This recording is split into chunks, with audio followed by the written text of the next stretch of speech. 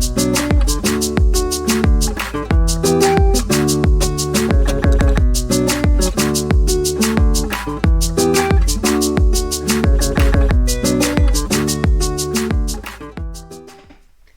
les ludistes, bienvenue aujourd'hui dans cette nouvelle vidéo. Alors petite vidéo, petit format parce qu'aujourd'hui j'aimerais tester un nouveau micro. Et oui, je suis en train de me chercher encore au niveau son parce que le micro-cravate n'est pas fiable. Ça grésille, le son monte, le son descend. Donc j'ai investi dans un tout petit micro, pas trop cher parce qu'il ne faut pas non plus que ça me coûte des sommes astronomiques. Donc on va voir ce que ça donne. Si le son est de meilleure qualité ou pas, il est juste devant ici, vous ne le voyez pas. Mais on va voir ce que ça donne et je vais vous parler pour ce petit test d'un jeu qui nous a vraiment beaucoup plu lors de ces dernières semaines, excusez-moi. Je parle de Silver and Gold Pyramid. Des trucs pointus là.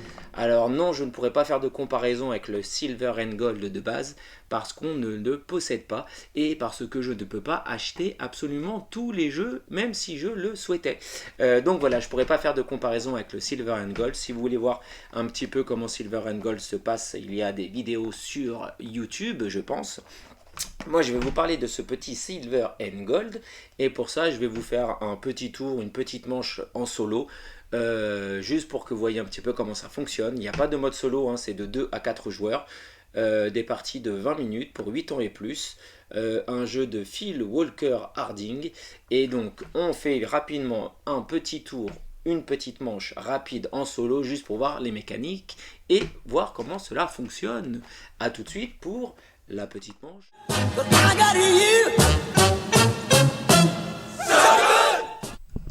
Allez, c'est parti pour une explication d'une manche pour le jeu Silver and Gold Pyramid. La mise en place est faite. On va simuler une partie à un seul joueur, même si, comme je l'ai dit tout à l'heure, la partie à un joueur n'existe pas. Donc, comment ça se passe? On dispose d'une rivière de 4 cartes pyramides. Alors là, je vous ai mis les 3 couleurs qui peuvent exister, la violette, la verte ou les jaunes. On retrouve ça sur la petite carte de score des joueurs, donc pyramide verte, pyramide jaune, pyramide violette. Je vous explique juste après comment ça se passe. Et donc on a 4 pyramides à disposition. Et pour quelle raison? C'est parce que dès que j'ai fini une de mes cartes pyramide et que j'atteins la case tombeau, je vais scorer cette carte-ci, la mettre dans ma zone de score et je vais pouvoir choisir une des 4 pyramides disponibles ou une pyramide face cachée. Chaque joueur dispose aussi de son Velleda. Alors Velleda de très très bonne qualité.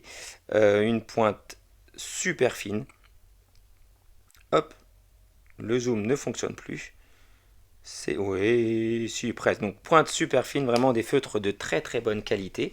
Donc chacun dispose d'un feutre de bonne qualité. Ça c'est un des points forts du jeu.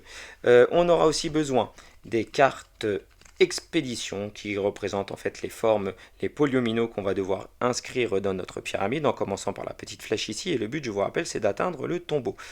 Donc tout en bas ici, on a le nombre d'exemplaires de chaque carte. Donc on a une carte en forme de T, une seule carte en grand L, 2 cartes en bâton de 3 cases, un seul carré, 2 petits L et une seule carte de 2 cases en ligne droite. Sauf que sur ces 8 cartes, nous allons en disposer seulement. Hop, le zoom se refait, on va en jeter une au hasard en début de chaque manche et on repose les autres face cachée et ce sont ces 7 cartes expédition qui vont nous déterminer la durée de la manche. Chaque joueur a aussi sa carte score avec en haut ici des petites torches pour la manche 1, pour la manche 2, pour la manche 3, pour la manche 4. Si on arrive à atteindre une torche à la manche 1, on entourera le 5, sinon on barrera le 5.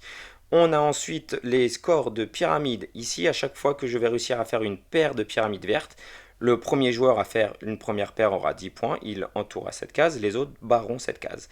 La prochaine paire de pyramides vertes donnera un bonus de 6 et les autres perdront ce bonus-là. Idem pour les pyramides jaunes et idem pour les pyramides violettes. On va aussi essayer de récupérer des gemmes rouges et des gemmes vertes. Chaque paire de gemmes rouges et vertes donnera 5 points en fin de partie et chaque gemme toute seule, si on n'a pas réussi à faire des paires, rapportera 1 point de partie. Et en explorant les pyramides, on va aussi parfois rencontrer des crânes, des monstres, des vilains qui vont eux nous faire perdre des points en fin de partie. Donc si je coche un crâne, j'aurai moins 1 en fin de partie. Si j'ai 2 crânes en fin de partie, j'ai moins 3, etc. etc. jusqu'à moins 55 points.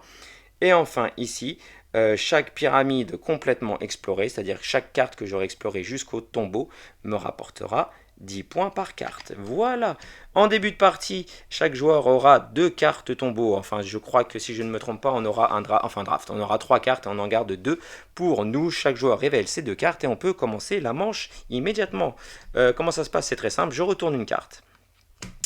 J'ai donc une carte d'expédition qui me dit une petite ligne droite de 2 cases. Je peux choisir d'entrer dans cette pyramide ou dans cette pyramide-ci. Cela n'a pas d'importance, donc je vais donner... allez, je vais rentrer dans cette pyramide-là, hop, pour essayer d'aller chercher une petite gemme rouge. Et mon tour est fini. Tous les joueurs font ça sur leur carte.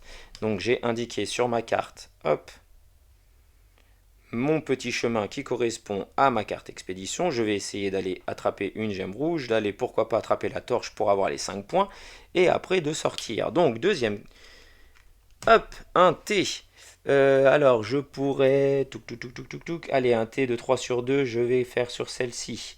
On est absolument libre de choisir où on décide d'aller. Et là j'ai attrapé une gemme verte, hop, je coche une gemme verte sur ma carte.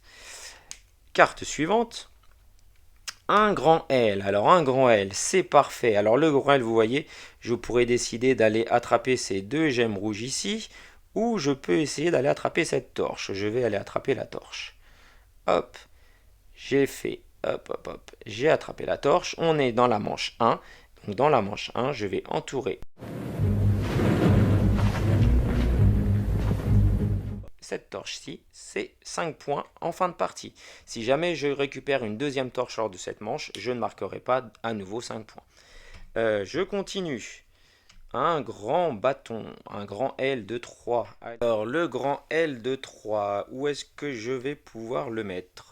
Je pourrais essayer d'aller chercher la gemme verte ici, ou je pourrais descendre ici et gemme rouge. Allez, je vais aller chercher la gemme verte. Hop, donc j'entoure mes 3 cases. Et j'ai à nouveau une gemme verte. Alors c'est pas très malin. C'est pas malin. C'est pas malin. Parce que moi j'essaye d'avoir des paires rouge-vert, mais je vais peut-être l'avoir après. On va tenter juste après. Donc expédition, carte expédition suivante. Un petit L. Alors petit L. Le petit L, je vais pouvoir le mettre. Allez. Petit L... Allez, je vais le mettre ici. Hop, hop, hop, hop, hop, hop. J'attrape une gemme rouge. Donc je coche ici. J'aurai donc une paire de rouge et de vert. Donc j'aurai au moins 5 points à la fin de cette partie. Carte suivante. Un grand bâton de 3. Alors, grand bâton de 3. Allez, on va faire ça ici pour vous montrer. Grand bâton de 3. Hop, je barre mes 3 cases. Donc là, vous voyez ce qui se passe ici. Hop, ici, j'ai récupéré une autre torche, mais comme je l'avais déjà prise dans la même manche, ça ne me rapporte rien. Mais par contre, ici, je vais récupérer une croix. Et quand on coche une case avec une croix rouge, donc je barre, ma torche ne me rapporte rien. Par contre, je gagne une petite croix. Et la petite croix, c'est que j'ai le droit de cocher une case où je veux, dans une de mes pyramides disponibles. À condition de respecter le chemin. Hein. À chaque fois, vous avez vu, je n'ai pas précisé, mais il faut suivre le chemin. Il faut que ça soit adjacent à au moins une case déjà cochée. Donc, je vais décider de cocher cette case-ci. Je récupère une gemme rouge, hop, et j'obtiens ainsi ma deuxième paire de gemmes rouge-verte. Et on arrive déjà à la fin de la manche. Fin de la manche, un petit 3 en L. Eh bien, je vais, comme ça, on aura vu tout ce qu'on peut faire dans ce jeu. Je vais cocher, hop, ce petit L3 ici. Et qu'est-ce qui se passe? J'arrive sur un tombeau. Donc à ce moment-là, je crie autour de la table, ce tombeau est mon tombeau. Ce tombeau sera votre tombeau. Donc à ce moment-là, je valide cette carte. Donc cette carte-ci, je vais pouvoir effacer tout le chemin. J'ai fini son exploration. Je suis arrivé au tombeau de la pyramide. Je vais pouvoir la mettre à côté de moi. J'ai une première carte jaune ici, donc après nous on les met comme ça en dessous, hein, où on fait des paires, on les met de côté, et à ce moment là, donc j'ai déjà une carte jaune, et Vous allez me dire, Ludikev, comment ça se fait? Tu nous as rien dit sur les numéros qui sont en haut à gauche. Ce ne sont pas des points de victoire, c'est juste en fait une manière de départager les égalités, c'est-à-dire si dans le même tour, un autre joueur a aussi fini une pyramide ou deux pyramides, hein, ça dépend. On peut finir une pyramide, aussi deux pyramides d'un coup, si on se débrouille bien, qu'on coche une carte rouge, une case rouge qui nous permet de cocher une case sur une autre pyramide. C'est rare, mais pourquoi pas. Mais en tout cas, si quelqu'un a fini une pyramide en même temps dans le même tour, eh bien c'est ce numéro qui va nous aider à départager. Celui qui a le numéro le plus petit va choisir en premier la carte dans la rivière, donc il va choisir sa carte, on complète, ou la carte du dessus, hein, on complète, celui qui a le deuxième numéro plus grand va choisir en deuxième, etc. etc. Ces numéros ne servent qu'à ça, juste à départager les égalités quand on complète une pyramide dans le même tour. Voilà, donc là j'ai fini ma pyramide. On a aussi un petit chiffon à prendre pour éviter que cela ne sèche. Donc j'ai fini ma première pyramide, c'est une pyramide jaune, je la cache dessous. Pour l'instant, elle ne me rapportera que 10 points, c'est déjà pas mal en fin de partie. Chaque pyramide complétée rapportera 10 points et je peux choisir une autre pyramide. Je peux me dire, hop, je prends une deuxième pyramide jaune. Je remplace dans la rivière. Et cette pyramide jaune, deux raisons pourquoi je l'ai prise. Parce que, c'est une pyramide jaune, donc je vais pouvoir peut-être tenter d'avoir la paire des pyramides jaunes pour gagner le premier bonus de 10 points. Donc si je l'obtiens, eh bien je l'ai et les autres vont barrer ce bonus de 10. Et surtout, ça nous permet aussi d'avoir une gemme. Ça me permet d'avoir une gemme au cas où. Une potion de soin. C'est-à-dire que lorsque je vais explorer les pyramides, si je coche des cases crânes, eh bien, je vais devoir cocher des crânes.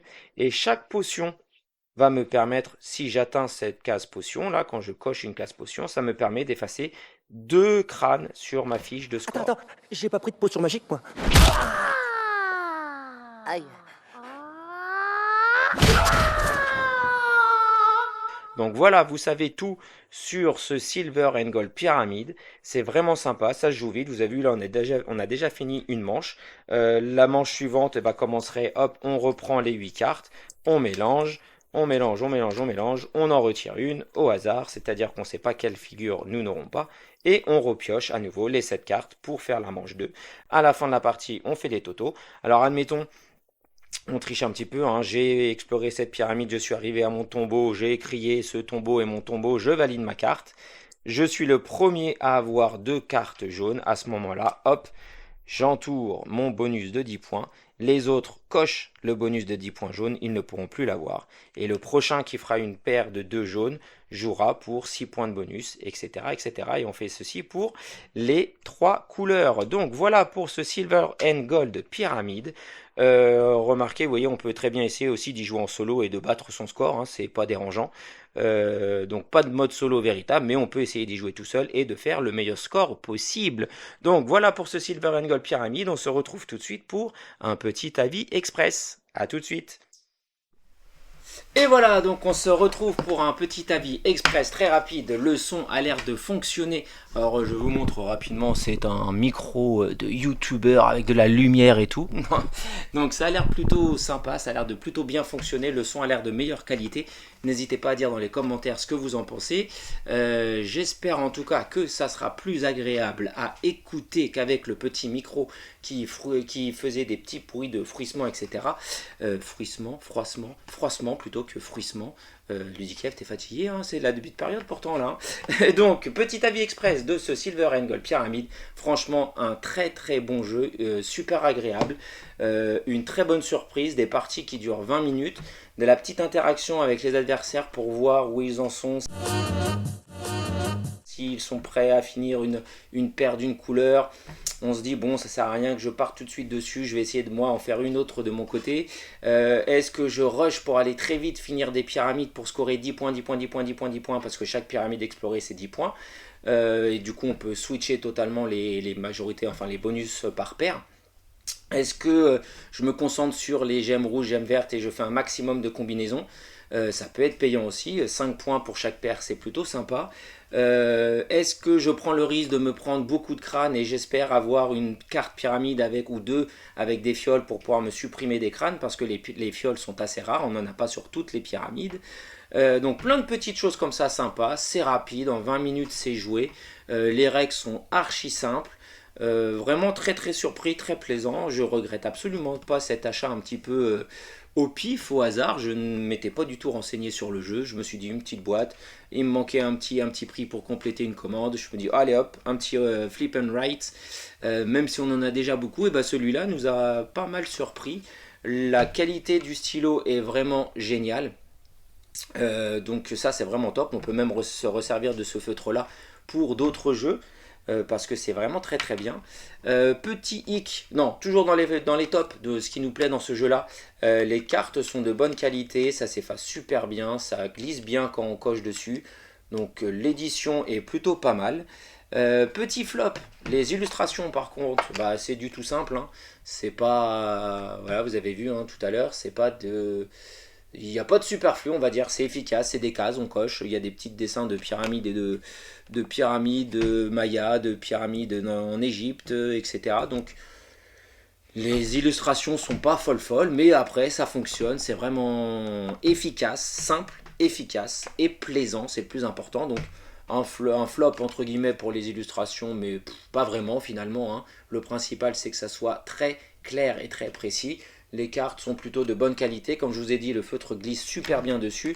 Ça s'efface très très bien aussi. Hein. J'ai pas effacé ma carte. Hein, vous voyez, il n'y a aucune trace. Au début, j'étais un petit peu sceptique. Je me suis dit, ouf, écrire sur des cartes comme ça, elles sont un peu plastifiées. Je fais au bout d'un moment, ça va laisser des traces. Ça va pas être très très agréable. Eh bien non. Tiens, j'ai pas effacé non plus mon tombeau qui était en cours. Vous avez vu, hop, ça s'efface super bien. Et il n'y a absolument aucune trace qui reste dessus. Donc vraiment... Très surpris pour la qualité de ce matériel. Donc ce petit Silver and Gold Pyramide, excellente surprise, très bon jeu, rapide, nerveux, malin. Donc voilà, j'ai à peu près fait le tour. Donc si ce jeu vous a plu, vous en savez un peu plus maintenant. Si vous voulez vous renseigner sur Silver and Gold, le numéro 1, je vais l'appeler comme ça, allez voir d'autres vidéos. Silver and Gold Pyramide, c'est autonome, hein, on n'est pas obligé d'avoir l'autre, hein, sinon j'aurais pas pu y jouer. Donc voilà, Silver and Gold Pyramide, très bonne surprise, très bon jeu, très agréable. Je le recommande pour ma part et à la maison, il ressort très très fréquemment. Donc voilà, comme je vous dis, l'important c'est de jouer, jouer, jouer. Alors qu'est-ce que vous attendez? Coupez cette vidéo, allez vous prendre une bonne boîte de jeux, passez des agréables moments avec vos proches ou vos amis, ou vos proches et vos amis. Et puis moi je vous dis, on se retrouve dans une prochaine vidéo ou un prochain article, une prochaine review sur le site www. Une partie, une photo, une phrase. Allez, salut, et n'hésitez pas à me dire si le son du micro est de meilleure qualité ou non. Bien sûr, si je parle comme ça sera encore mieux. Mais j'espère qu'en le mettant un petit peu plus loin pour ne pas que ça gêne le chant, ça fonctionne quand même. Allez, à bientôt, avec du bon son j'espère. Salut. Wow, I feel good. I knew that I would not.